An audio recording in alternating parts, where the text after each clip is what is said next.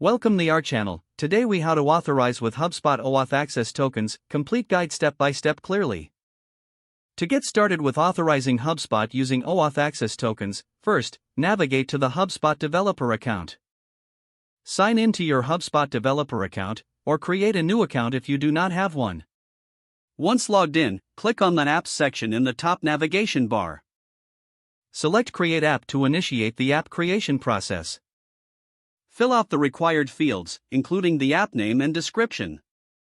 In the OAuth section, enter your redirect URL where HubSpot will send users after authorization is complete.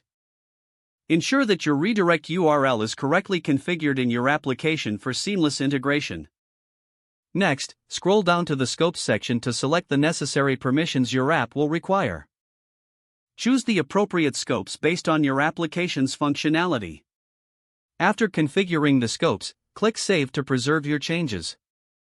Now, you'll need to generate your client ID and client secret, which are essential for authentication. Return to your app settings and locate the client ID and client secret under the Auth section. Take note of these credentials for later use in your code. With your app set up, it is time to initiate the OAuth flow.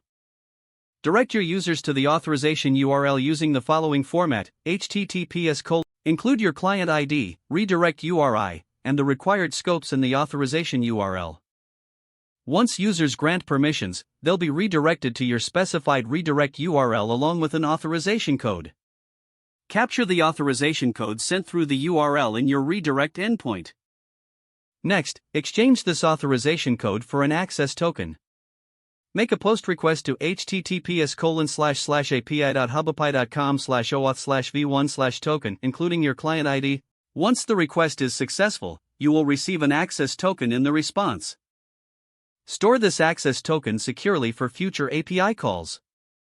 Remember that access tokens expire, so you might need to implement a refresh token flow to handle token renewal. To refresh your access token, send a request to the same token endpoint, including your refresh token and client credentials. Finally, with the access token, you can now make authenticated API calls to HubSpot on behalf of your users.